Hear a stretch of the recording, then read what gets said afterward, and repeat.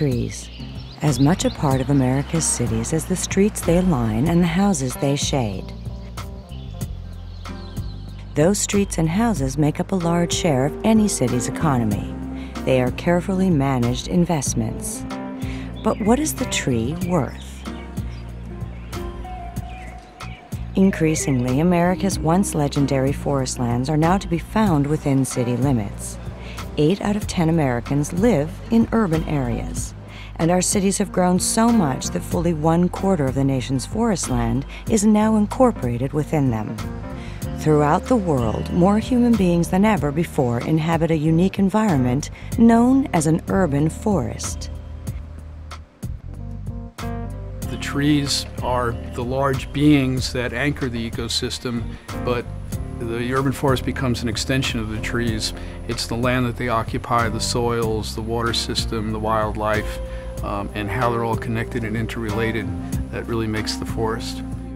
New technology is changing the way we look at the trees that inhabit our cities with us.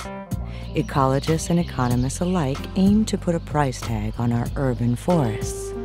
For the future of our sustainable growth may lie in a return to the forest where we live.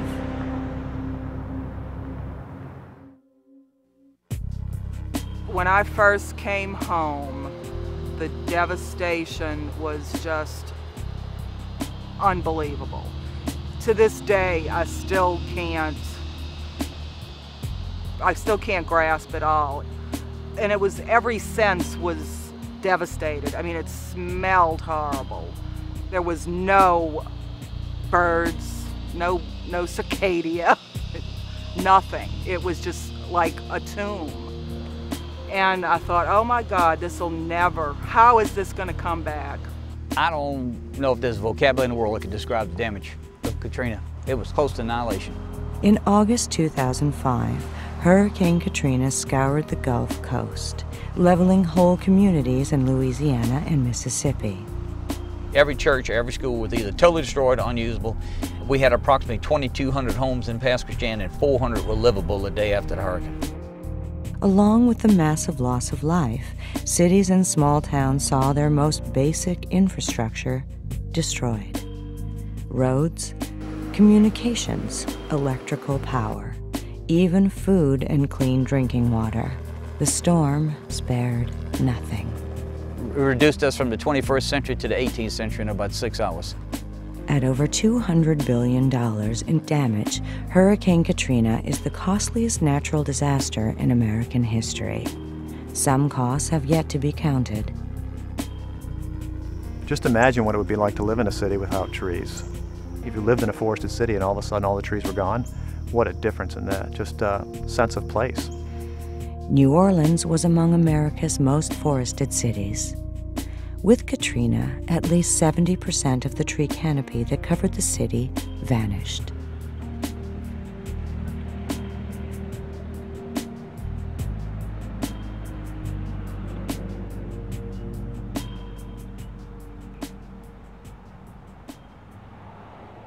We were a beautiful, beautiful city. In fact, there is one particular street, Paris Avenue, that was loaded with 50-year-old magnolias. And when you ride down Paris Avenue today, it's just barren. All the magnolias died as a result of the floodwater. As destructive as Katrina was, the cleanup that followed seemed almost as indiscriminate. The big trees brought down by Katrina had caused expensive near-term losses. So after the storm, many private contractors and property owners regarded even the surviving trees as simply a liability. That morning, I heard the chainsaws and I was so upset. I went outside and I thought, oh, maybe he's just trimming the tree. And as the chainsaws continued to grind, I said, oh no, he's cutting that tree down. It was a beautiful tree. It covered his whole backyard. And I just said, oh, may I curse you with $500 energy bills for killing that tree. With any natural disaster, a city's best defense is forethought.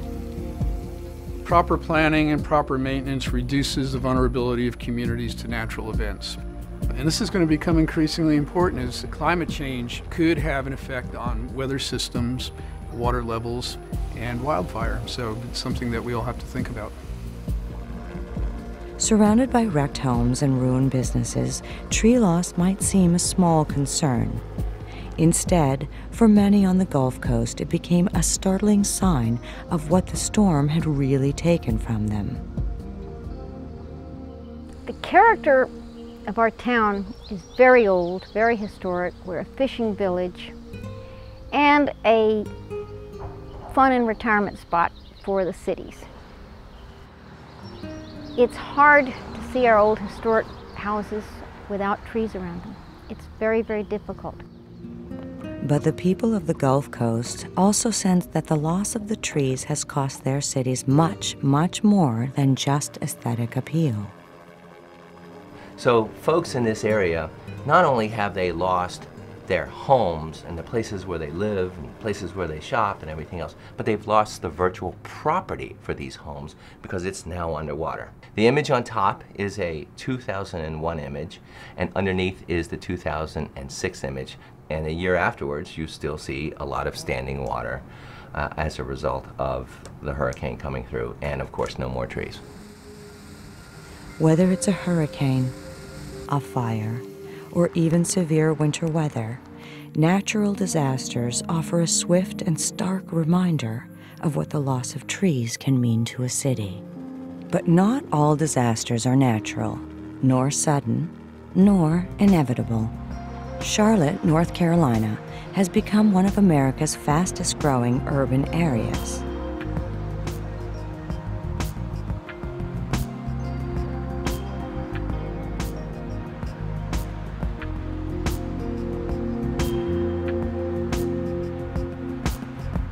Now, in the midst of all this beauty that we have in Charlotte, we've been blessed with a fantastic growth rate and a healthy economy. This type of growth and this rapid growth is putting a lot of stress on the natural assets and the environment that is around the region. Surrounded by rich rural landscapes, metropolitan Charlotte has enjoyed growth and economic prosperity that other communities might envy. But Charlotte's success has come at a cost. The University of North Carolina did a study that indicated we were consuming 41 acres a day in the 15-county region surrounding Charlotte. Our consumption of land is 4 times the rate of our population growth. So our per capita footprint of impervious cover has increased very, very dramatically. We're consuming more and more land as the population grows. And the result is very, very dramatic losses of natural assets. Throughout its history, the nation's restless population has been reshaping the American landscape, quite literally. But what once took years of struggle is now accomplished in days, leaving little time to reflect on what these changes to the land could mean, or to plan for their consequences. Cities are not static, and they're continuing to move out urban areas. In the last 10 years, 1/3 of the new development's been in forested land, about 1/3 in agricultural lands. According to the U.S. Census, in the 1990s alone, areas designated as urban increased from 2.5% of the land in the lower 48 states to 3.1%. That's an increase of about the size of New Hampshire and Vermont combined of new land that's been reclassified as urban in the last 10 years. If those same patterns of the 1990s hold over the next 50 years, it'll go from 3.1% to 8.1% of the United States, which is an increase greater than the size of Montana that'll be reclassified as urban land that was previously rural land. What's happened in Charlotte, it's like the Joni Mitchell song. We've killed paradise and we've put up a parking lot. And that may sound humorous, but that's in actuality what has happened. And it's not only unique to Charlotte, but it's happening all over our region. It's happening all over the country. There's the mindset that land is infinite, that there are no natural boundaries to growth.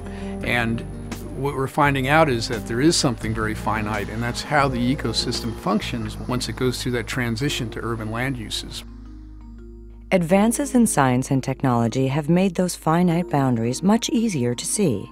Researchers with American Forests, the nation's oldest citizens conservation group, gather data on urban forests. With aerial and satellite imaging, not only can they measure a city's tree canopy, they can tell you what it's worth. This area is a 15-county area surrounding Mecklenburg County, or Charlotte. The red represents the urbanized areas, and you can see how quickly they've expanded and the effects that they have on the tree canopy in those areas in less than 20 years. As tree canopies shrink, the hard surface areas of a city expand: rooftops, parking lots, paved streets. But rain still falls in the same places, and water that was once soaked up by soil and roots now has nowhere to go.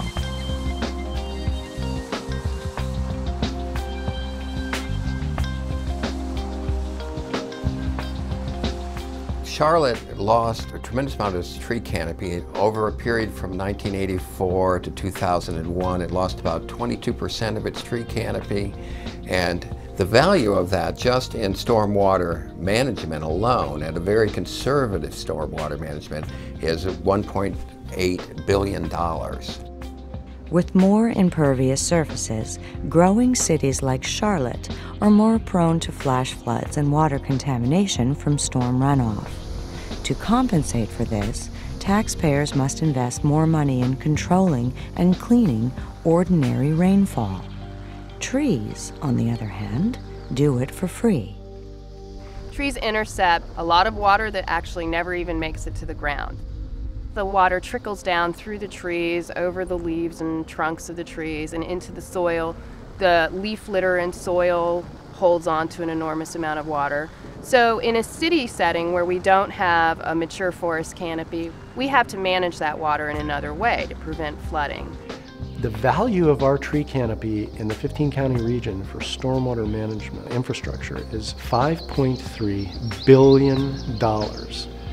So we would need to spend $5.3 billion to build that man-made infrastructure to do the same job that our tree canopy is doing. A city's green spaces also work to ensure a larger supply of clean drinking water. In many areas, the worst water pollution comes not from industrial dumping, but from the ordinary runoff that occurs when the forest floor is paved over. Then the pollutants that are deposited on those hard surfaces, when you drive your car, you're wearing your tires down that have zinc and cadmium and manganese in them. You have brake wear that has metals in it that's been deposited on these hard surfaces. Cars dripping oil, antifreeze, other contaminants. When it rains, all this washes right into the creeks. You're saying that just creating suburbs and shopping centers is creating pollutants. I don't think the average person really connects that with pollution.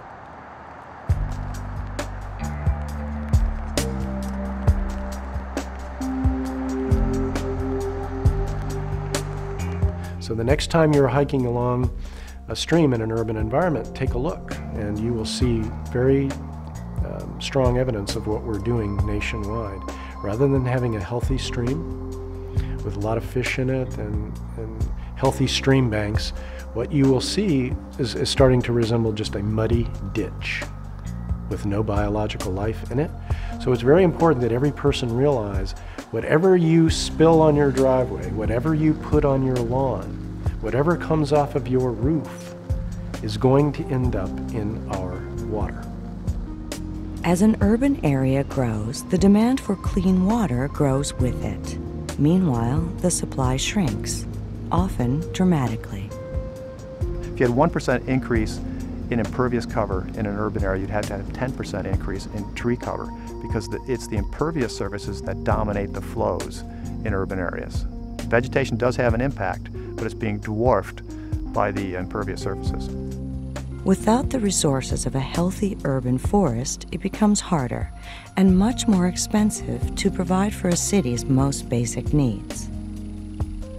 Now, North Carolina just this year has made a decision to evaluate its water policy and revise it, because they're seeing, boy, we have such huge growth, we're running out of water.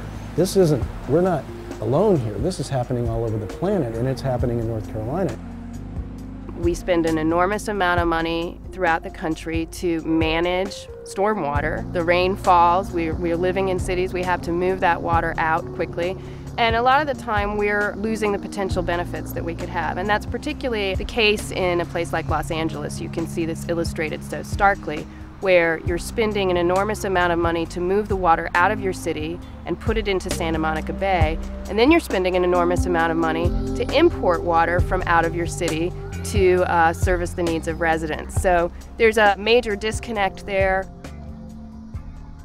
We're wasting so much money, day in and day out. When we spend $1 billion to bring in new water and throw away $500 million worth of water and spend $500 million doing it, those are big numbers.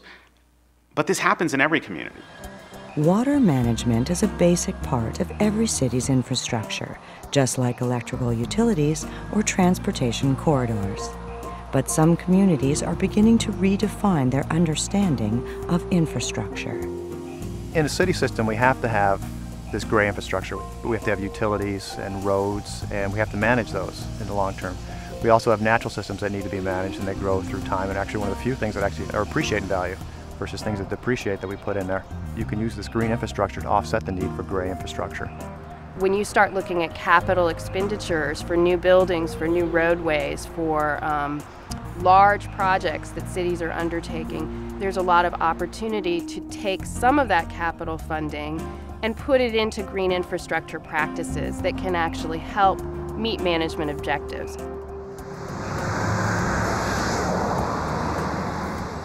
The benefits of a new overpass or water treatment plant are easy enough to see, and developers are accustomed to calculating the return on their investments. But the question remains, what is the real worth of our trees? Our challenge is to determine what is the value, the economic value of these things, and they're public goods. Human health, mental health, water quality, air quality. Economists are doing some very clever things to capture the value of these things so that we can indeed in time monitor their value, exchange their value, and ultimately then have placeholders in our economic system so that these things can be managed in a more comprehensive way. We're a little ways from that yet, but we're seeing the beginning, some very innovative and energetic starts on green economic systems in our cities. Back in 1990, American Forest developed a product called City Green for the purpose of trying to bring the concepts of the environment and the value of the natural system to the people who make decisions. It uses aerial photography and image analysis to figure out what the land cover is, and then it puts scientific and engineering formulas to it to figure out exactly how stormwater changes, how air quality changes, and put dollar values on those items. Our nation's capital is one American city that is taking a hard look at the costs of losing its urban forests. Washington was intentionally designed to be green. In the 1870s, the decade after the Civil War, a large investment was made in redoing the streets, putting in utilities, water, sewer systems. And for the first time, a community of any size in the country really invested in its trees as well. And trees were recognized as part of the infrastructure. For 100 years, the American capital was a model for a carefully managed urban ecosystem, truly a city within the forest. But during the last 3 decades of the 20th century, Washington suffered a series of setbacks. Residents moved out of the city and into the suburbs. The tax base shriveled, slums grew up, and trees fell from the city's list of budgetary priorities. Now, Washington is reconsidering those priorities. We looked at the tree canopy over a 20-year period and did a dollar value on the change in that canopy in terms of stormwater and the dollar amounts that people had to pay. Working with the U.S. Forest Service, researchers with Casey Trees conducted a thorough inventory of Washington's trees and the various benefits or ecosystem services that the urban forest delivers. Along with stormwater management, those services include a range of other values, from reducing air pollution to conserving energy. The numbers were impressive. What we found for Washington, D.C. was about 1.9 million trees, which was worth about $3.8 billion in terms of structure if you had to replace the whole forest. Annually, the forest removes about 540 tons of pollution, which is worth about $2.5 million. Energy conservation was worth about $2.6 million per year. A city is an extraordinarily complex and dynamic environment. Trees often get overlooked, and it's even harder to see the larger ecosystem they make up. Now, with faster, more powerful computers, we can visualize what was once invisible. And it is adding an entirely new column to city budgets. In the past, no one really knew about it. They knew people liked trees, but now they're saying, okay, this is worth this many dollars. It means this many tons of air pollution, this many kilowatts in energy savings to the homeowners. So we get this economic return coming back from the forest. For a long time, the trees in our cities have been regarded as little more than ornamental. Nice, but not necessary. Anyone now can go online, look up the tree in front of their home or anywhere in the city, and see the value of that for the size of it, characteristics, and then these great values. They're pretty impressed when they see that. New research and software such as CityGreen, Stratum, and iTree allow policymakers and ordinary people to better understand their environment and to take responsibility for it. This study shocked a lot of people in Charlotte. They looked at the figures and saw the dramatic loss, and when presentations were given to our leaders, I mean, you could hear a pin drop in the room. People were quite shocked. You don't know that it's actually happening until you look at those maps, those aerial maps or satellite maps that show that change. Everybody kind of sees a tree dying outside their office or their home, or knows the trees are being removed for development, but you need to look at that geospatial data to get the idea that this is really a large problem. What we hope to do in cities is to provide data for that local tree group to get mobilized to do something about it. Ecologists and economists are now working together for a better understanding of how urban environments really work. And what is becoming clear is that cities and forests do not really exist apart from each other. But in urban ecosystems, it's the trees, it's the soils, all the plants together, the buildings, the people, the cars, that all come together and interact, and they all affect each other. These natural things are systems. They need to operate as a system, just as the human body operates as a system. You know, you can't cut off your veins or your breathing and say, well, the other parts will be okay, or we can block this off here. It doesn't work that way. It's a whole system that's got to stay together. In most places, living in a city means living within a forest ecosystem, healthy or otherwise. If you consider that 25% of our forest lands, which we don't always think of as cities, is within urban areas, that's a great opportunity for capturing a lot of environmental service benefits. And those benefits range from everything from carbon sequestration to stormwater management, air quality improvements, economic improvements to our communities that trees and green spaces provide. Green economics is a very broad term that captures the values provided by urban ecology and urban ecosystems. And it's an emerging way of thinking about the services and products provided by urban nature. During the summertime, storm survivors along the Gulf Coast don't need an economist to tell them what was lost with their trees. We don't realize how much cooler it is under this tree. It's got to be at least 15 degrees cooler. And to lose that around the cement, it bakes you. And so we conserve energy with these trees.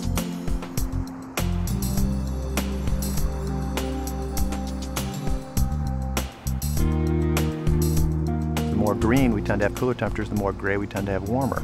So as you get to inner cities, we have what's called a heat island, because we tend to have all that surface absorbing the heat, or we produce our own heat from their cars.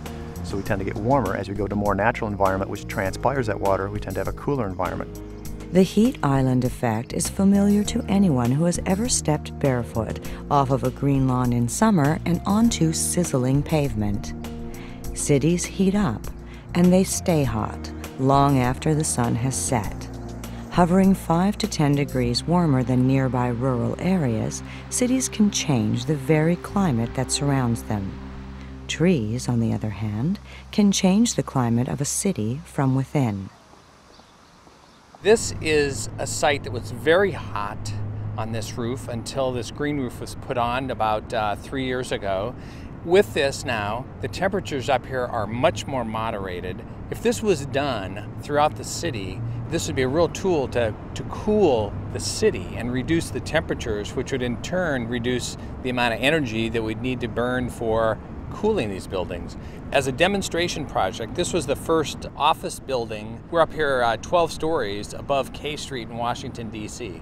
And if a conventional office building on K Street in Washington can have a green roof, it can be done really anywhere. It's a simple thing. If we supported a green roof movement and started putting green roofs everywhere, we'd probably dramatically decrease the temperature in cities and make a strong contribution to the whole climate change issue. Shaded homes and buildings demand less energy.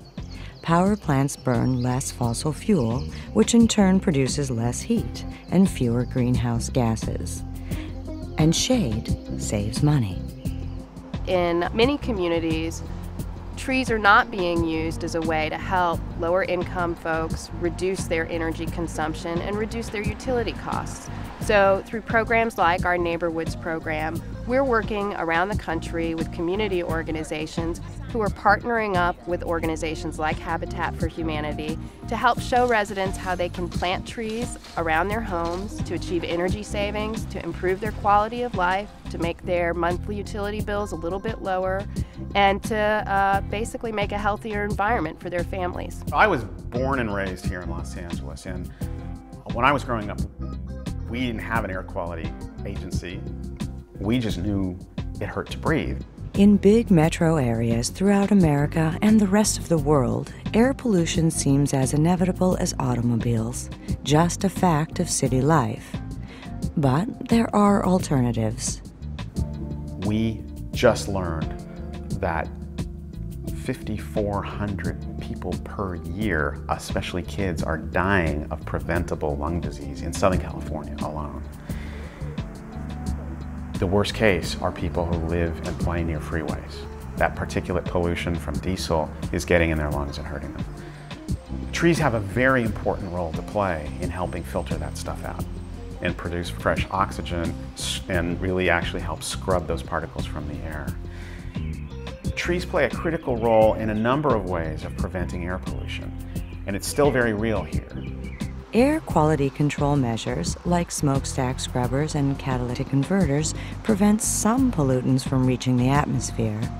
But once contaminants are released, trees are virtually the only means we have of cleansing the air and reducing the pall of pollution that hangs over many American cities.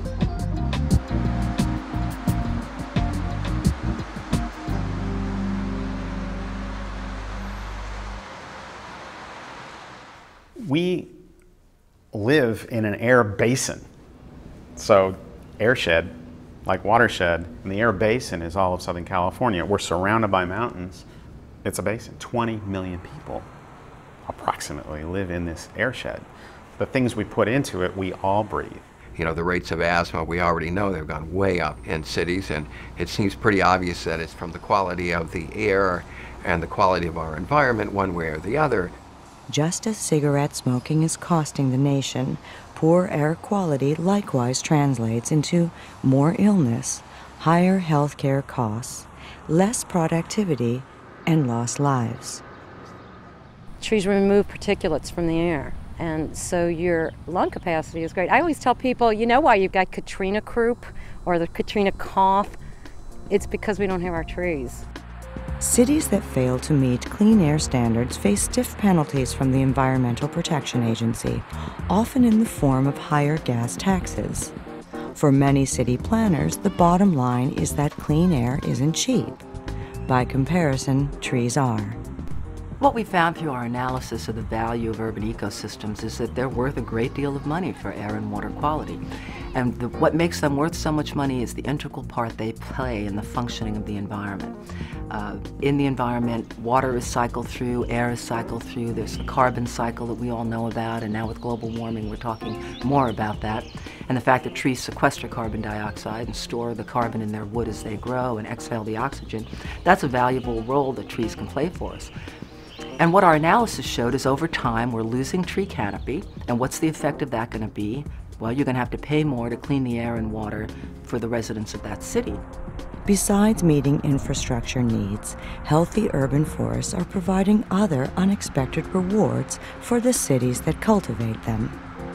There are a number of benefits that people gain from experiencing nature in our cities, particularly trees.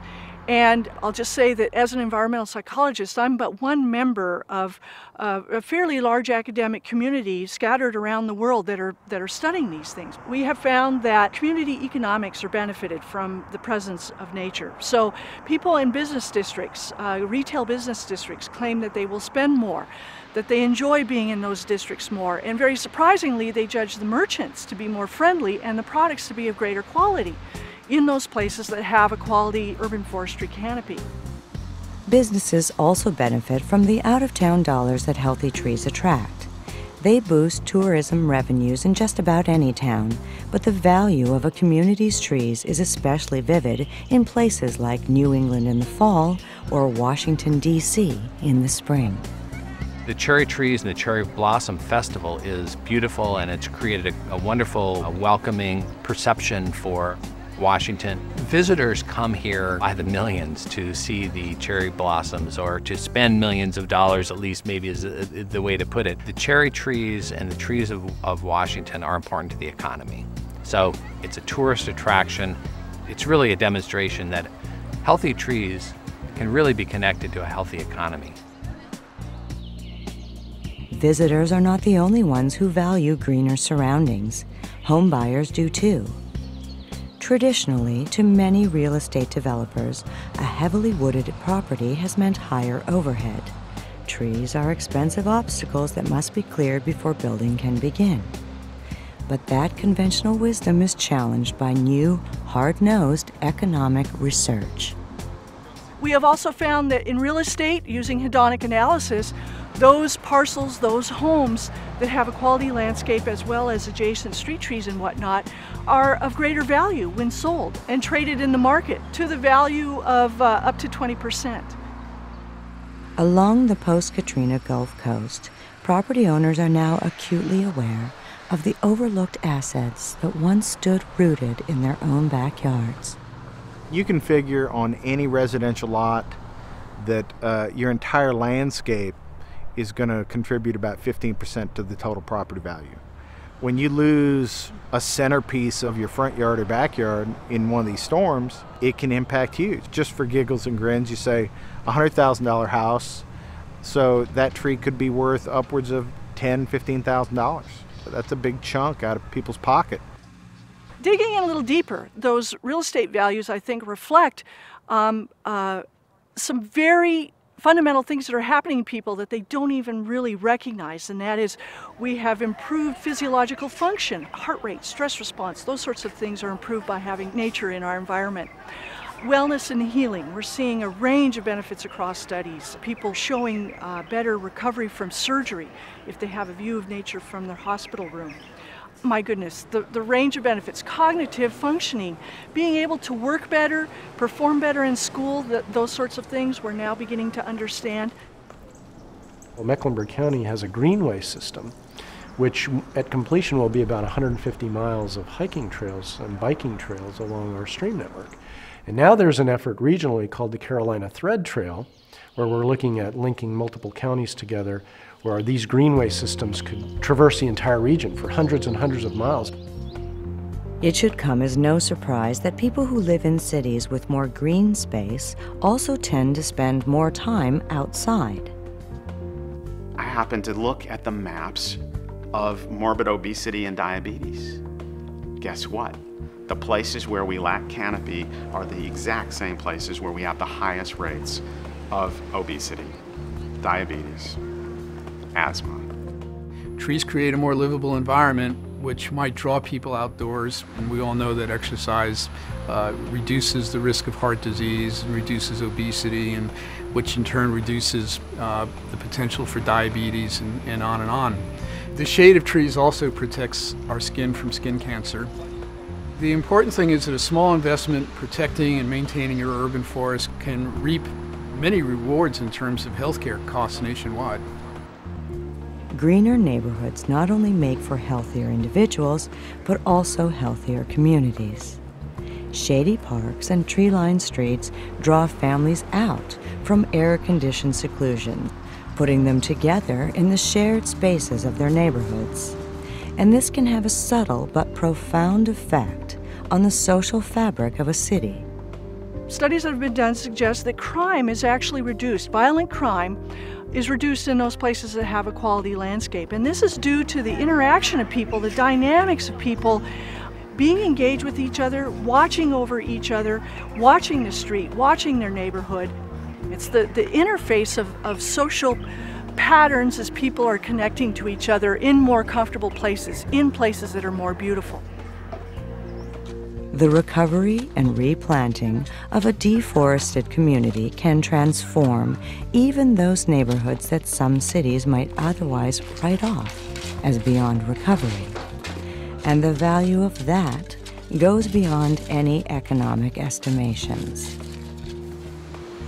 A vital message that needs to get across to towns all over America is that as you plan your growth, you need to make sure that you're integrating your natural assets in a sustainable way, parcel by parcel, development site by development site. Despite the tremendous economic returns of a thriving urban forest, most cities are unaware of the assets growing in their midst. A careless disregard for the trees in our neighborhood can have disastrous consequences, and our neighborhood may be bigger than we realize.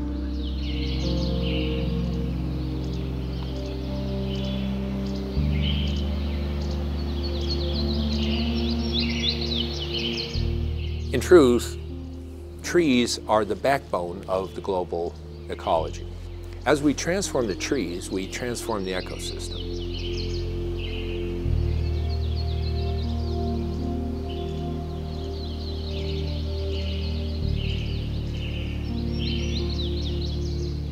Just like any biological system of host and parasite, you say, how much resources can the parasite take from the host before you kill the host? That's the question on the table for the human species in the 21st century. Where is that point? Are we reaching that point? Have we actually passed that point and don't know it yet? When you cross that point, when you pave too much of the city, when you remove too many of the trees in a forest situation or pave them over, you cross a threshold where you have violated the ecological functioning of that land, and getting it back may be impossible. The systems are broken and they need to be repaired. And that's probably the biggest threat really facing us right now, and I think it's quite a desperate threat. You know, humans are denial machines. When we have too much pain, we pass out. If it gets too uncomfortable, we shut down. If the news gets too uncomfortable, we change the channel. This is not the time to change the channel. Denial becomes harder once disaster strikes. Better than most American communities, people along the Gulf Coast understand what it means to lose their urban forests, and they want them back. I never thought I could ask someone who didn't live in their home yet, who didn't have a trailer yet, can you come and help replace the urban canopy with me? Can you volunteer? They came forward. When we were planting Elysian Fields, the cars that were driving down the street as we were planting the trees, and people were giving us the thumbs up. A few people even stopped to help us plant. There were two sisters that were there planting with us, and their mom had just passed away. And they were there to plant some trees for her. It's very healing. We have had a large outpouring of citizens wanting to replace trees in their yards or on the neutral grounds now that we lost so many of them. Last year, we planted about 1,000 trees in the city, and we know that this is going to take years to replace so many of the trees that we lost. Come on, guys. There you go. Encouragement. Nice.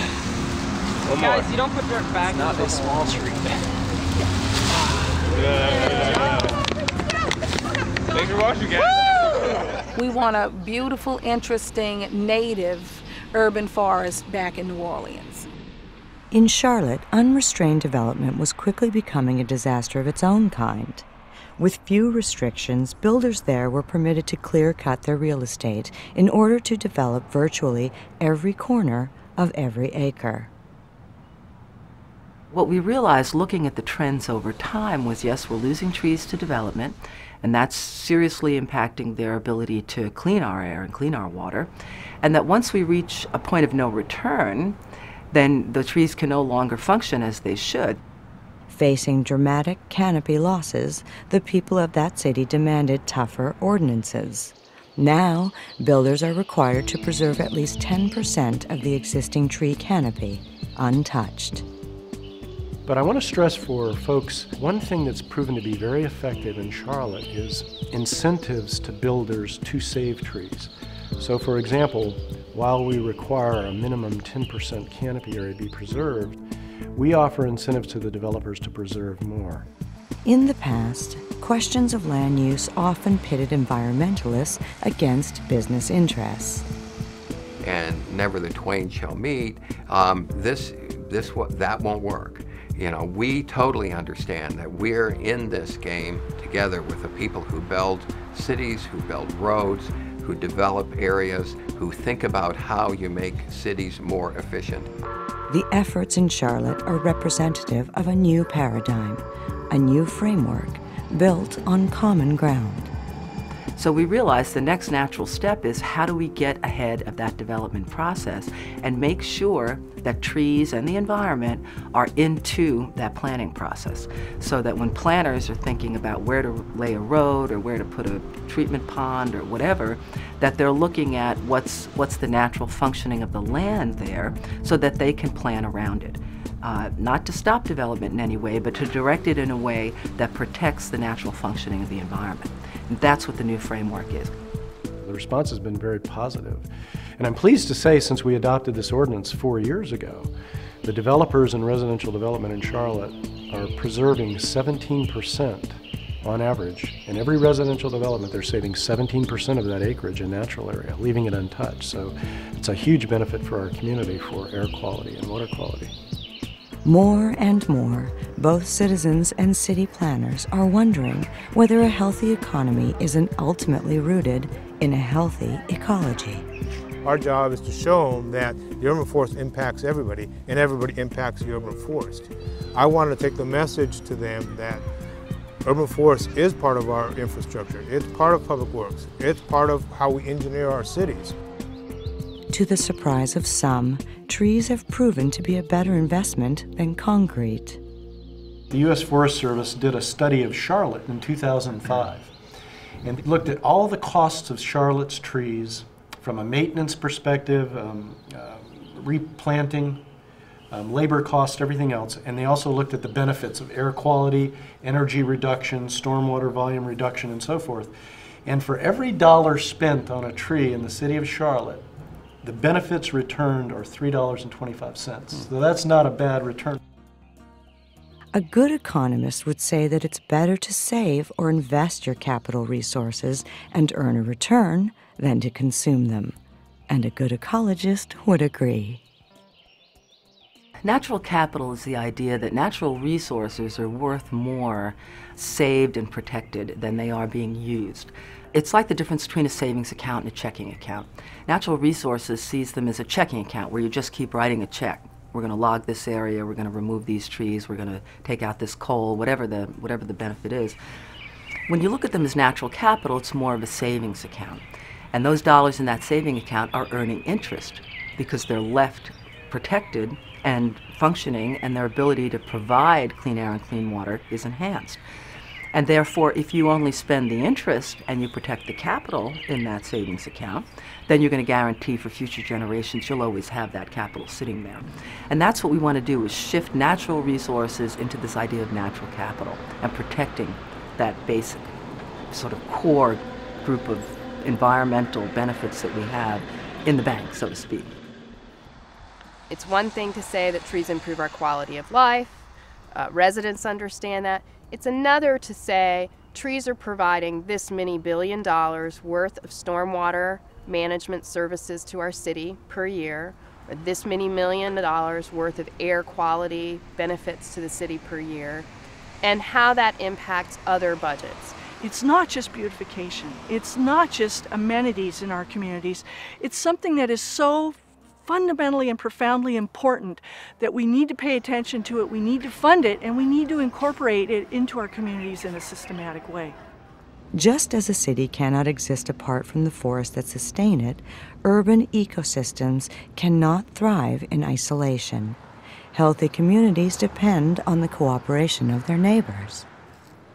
It's important that we work together and recognize these important environmental resources and adopt policies that protect them, that cross political boundaries, cross state lines, cross county lines. So when you have one county competing with another for business and so forth, that may find it in the near term attractive to adopt policies that will attract industry by having less stringent environmental protection rules, for example, ultimately it hurts us all. In governing a city, it takes creative leadership to persuade the public that what's good for the environment is also good for business. But it is beginning to happen. When the mayor first came here, one of the promises he made was that he was going to make Los Angeles the cleanest, greenest, large city in the nation. And one of his initiatives was the Million Tree Initiative. When you have the mayor of Los Angeles, the mayor of New York City, the mayor of Baltimore putting forward a really bold and ambitious goal that reimagines the city in a new way, it gets people really excited and it gets a lot of partners involved. Elected officials are not the only ones who will shoulder the responsibility of preserving American cities in the new century. It's real clear that governments can't do this alone, and nonprofits and governments together aren't enough to keep an environment healthy in our communities. It really takes residents. It is really part of the whole community, for the business community, the managers of towns and cities. All the people need to participate in that. Unwilling to wait for their government to fix failing environmental infrastructure, many ordinary Americans are quietly coming together and rolling up their sleeves. We have to stop being complacent. We have to stop taking "we can't do that" or "no" for an answer. We need to stand up and fight for our environment. The environment is not a nice thing to have, it's an absolutely critical thing to have. Throughout much of the United States, citizen forestry groups have stepped forward to take responsibility for the forests where we live. One of the oldest and most successful of these volunteer organizations is Tree People.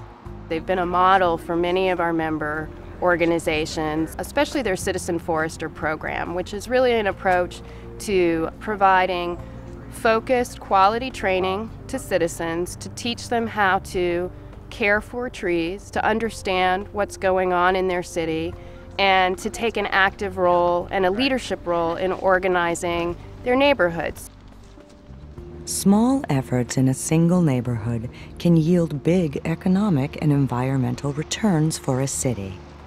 In Baltimore, the Parks and People Foundation has been working with Franklin Park Elementary School to take up old asphalt and replace it with trees.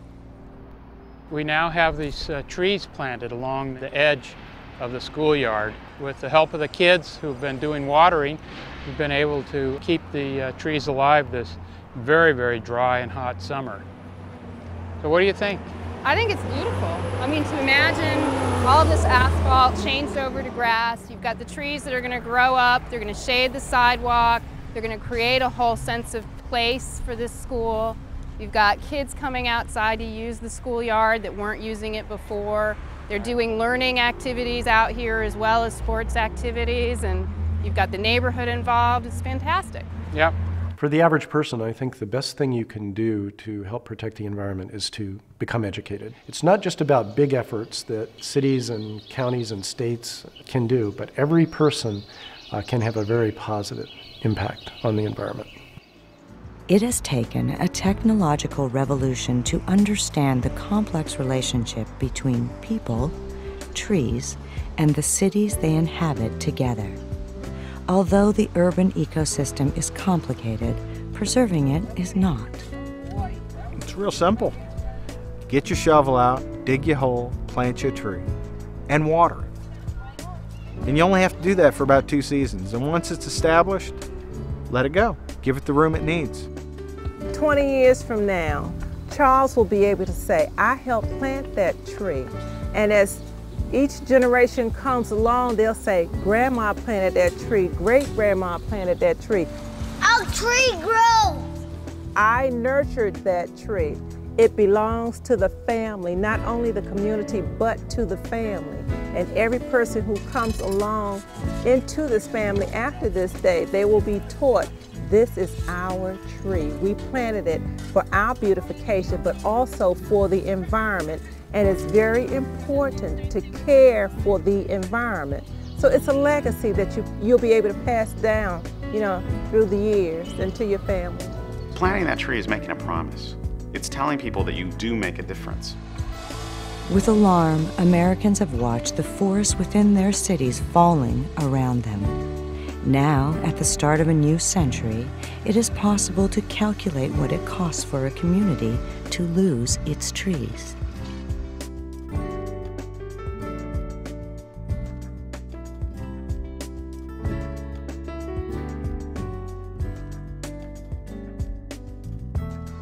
The city of New Orleans lost something like 100,000 trees. The whole coast was ravaged. Residents are really yearning for the tree canopy again. It's part of the sense of history and culture of the place. It's what home looks like. This is where my roots are. I don't know, I can't even count the generations of my family that were here. This is hopefully for my grandchildren. I think it's important to stress that we all need to wake up now. We are converting our natural areas. They are disappearing. We're converting them to parking lots at a dramatic rate. We need to change the way we are doing things. The good news is we can change. The time to act is now. The time to get educated is now. The time to change our approach is now. What is the value of our trees? We are only beginning to understand the central role they play in the urban ecosystem, ensuring clean air, clean water, a stable climate, and efficient economy. If investing in trees is vital to the infrastructure of individual cities, what about the larger forest where we live? The cost of ignoring our urban forest and putting it aside, neglecting it or eliminating it, speaks right to our survival. For untold millennia, human beings thrived under the shaded canopy of the world's vast woodlands. Today, more than 80% of the Earth's natural forests have vanished.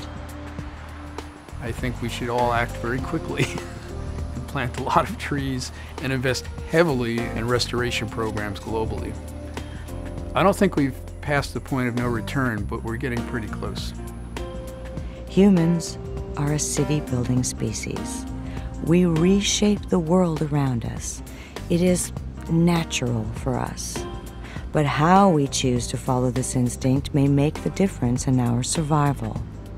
Our urban areas are expanding, but in many places, so is our understanding of these living resources, untapped, invaluable, and growing right in our midst.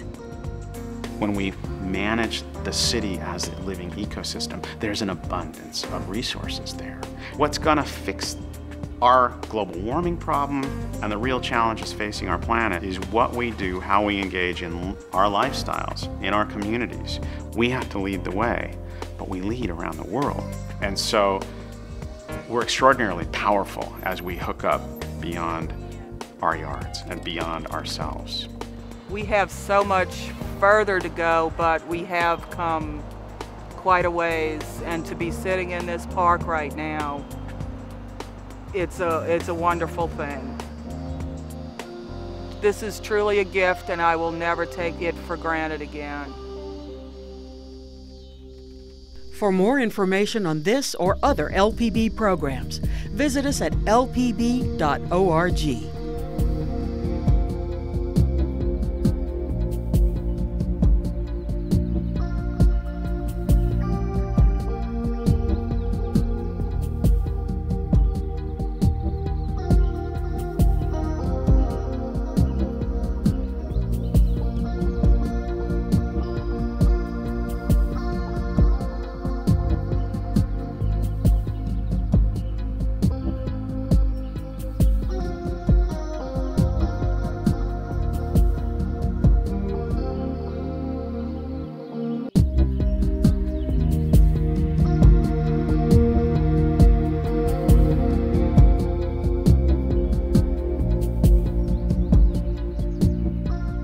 This program was made possible by the Foundation for Excellence in Louisiana Public Broadcasting and by the Forest Service, U.S. Department of Agriculture, through the Urban and Community Forestry Program on the recommendation of the National Urban and Community Forestry Advisory Council.